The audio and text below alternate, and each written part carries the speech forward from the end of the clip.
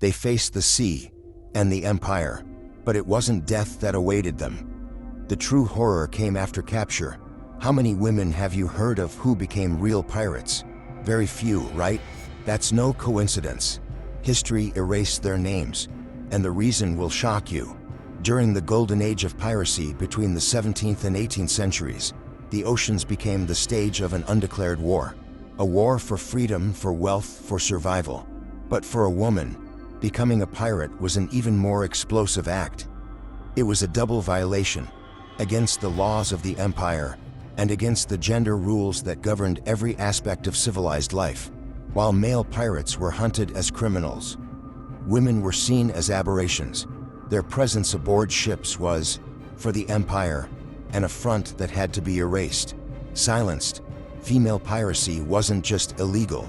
It was considered an insult to the natural order of things. A woman with a sword was a moral threat. A woman commanding sailors was a scandal. A woman shouting orders on a blood-stained deck was a danger greater than any cannon fired at a royal ship. And when they were captured, justice was cruel and tailor-made to crush them. But what happened in court? What were the charges? And how did they respond in front of an empire that wanted to erase them from history? Get ready. What follows reveals the darkest side of this merciless hunt. If you believe these women at least had the right to a fair trial, think again. What awaited captured pirates was a macabre theater. They were dragged into the so-called Admiralty Courts, set up in strategic ports of the British Empire. Places like Jamaica or New Providence in the Bahamas weren't just tropical paradises. They were centers of oppression where British justice showed its sharpest teeth. But justice here is a dangerous word. These naval courts had no jury, nor any guarantee of full defense. Everything was decided by Navy officers, men loyal to the crown, committed to protecting imperial interests, and crushing any threat that came from the sea, especially if that threat wore a dress. The sentence, in most cases, was already written before the prisoner even opened her mouth. The most common charge: pirate activity, but looting, bloodshed, or naval battles weren't even required. Just being aboard an armed ship was enough. It didn't matter if you wielded a sword or stayed hidden below deck. Simply being there, living like a man, was enough for a summary conviction. And even if one of these women tried to defend herself, explaining her story, her struggle, her reasons, to the judges it sounded like heresy, because to the empire, a woman on deck was a violation of the natural order, and the punishment had to be exemplary. But why such harshness? What were they really afraid of? They feared these women would inspire others to do the same. And what the empire did to prevent that was as cruel as it was revealing. Among so many forgotten trials, there was one that refused to be erased from history. Two women captured, tried, and sentenced, but who left behind a legacy that couldn't be silenced. Anne Bonny and Mary Red. The year was 1720. In Spanish Town, Jamaica, headquarters of the local Admiralty Court. There, the two were put on trial after the capture of the ship commanded by Calico Jack Rackham, a notorious pirate and Anne's partner and lover. According to A General History of the Pirates, a work attributed to Captain Charles Johnson, one of the main sources on piracy from that era, when the ship was caught by British forces under Captain Jonathan Barnett. Most of the crew was drunk and didn't resist. But Anne Bonny and Mary Red took up arms and fought the soldiers alone.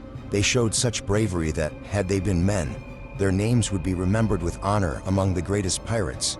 A citation also made by Johnson in his book A General History of the Pirates. With the charges laid out, a conviction seemed inevitable. But then Anne and Mary used the only legal strategy available to women at the time to delay execution: pleading the belly. They claimed to be pregnant. According to records from the Jamaican court in 1721, this plea was accepted.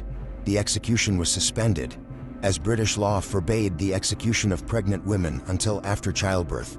This detail also appears in legal documents preserved in the Jamaica archives and is widely accepted by historians like David Cordingley, author of Under the Black Flag: The Romance and the Reality of Life Among the Pirates. What happens next is even more symbolic.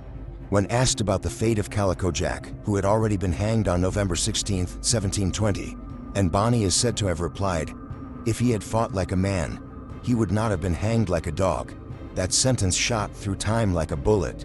It wasn't just an insult, it was a verdict, a cry of independence, a final act of resistance from a woman who had defied the world and refused to leave it with her head down. The trial of Anne and Mary not only exposed the brutality of the system, it also revealed the raw, naked courage of two women who stood face to face with the empire.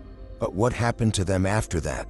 For those convicted of piracy, the final destination was almost always the same: execution dock in London. That was where British justice officially ended the journey of anyone who dared attack the Crown's interests at sea. And that included women. Their presence in this context did not soften the sentence. It only made the spectacle even more sensational for the public. Execution dock was located in Wapping, near the River Thames. Thousands of people gathered to watch. It was not uncommon for entire families to attend, as if it were a regular public event. But the method of execution was brutal. Unlike the quick hanging used for other crimes, pirates were killed slowly. A short rope was used, which prevented the neck from breaking. The victim died by slow asphyxiation, struggling. This process was called the Marshal's Dance. A known case is that of Mary Critchett, one of the few female pirates officially recorded as executed. In 1729, after attempting to escape from prison with other convicts and seize a ship, she was captured, tried, and hanged at execution dock. Female pirates who weren't sent to the gallows received another form of punishment: public flogging. This punishment involved whipping with the cat-o'-nine-tails, a naval whip with 9 leather strands, often reinforced with knots or metal pieces. Each strike tore the skin, causing deep wounds, intense pain, and in some cases, permanent mutilation. This punishment was carried out in public spaces, under the gaze of the crowd, with a clear goal: to expose the woman's body as an example. It was a visual warning to all others, and to men as well, that no one stood above the authority of the Crown.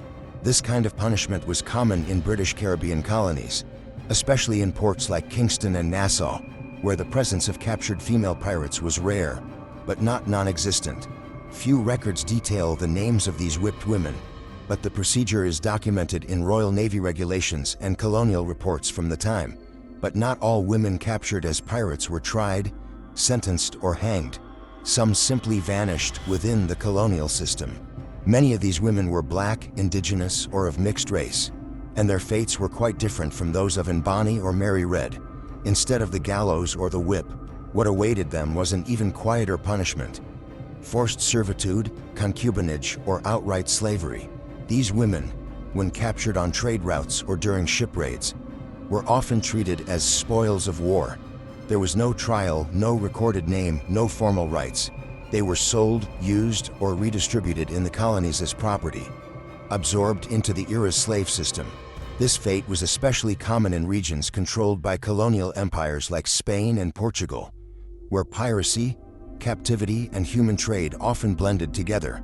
The boundaries between who was a pirate and who was simply enslaved by pirates or by empires were often blurred in official records, and these women rarely left behind documentation. Their names didn't appear in trials, nor on execution lists. They were forgotten like commodities. The official history didn't silence these women by accident. It did so out of fear of what they represented: freedom, defiance, and female insubordination. They proved it was possible to take the helm of one's own life, even if the price was steep. And for that very reason, they were treated as examples to be eliminated. Recovering these stories today isn't just about telling the past. It's an act of justice against centuries of erasure. If these stories moved you, leave a comment below. Why do you think the history of these women was hidden for so long? Don't forget to like the video if you enjoyed it, and subscribe so YouTube can recommend more content like this.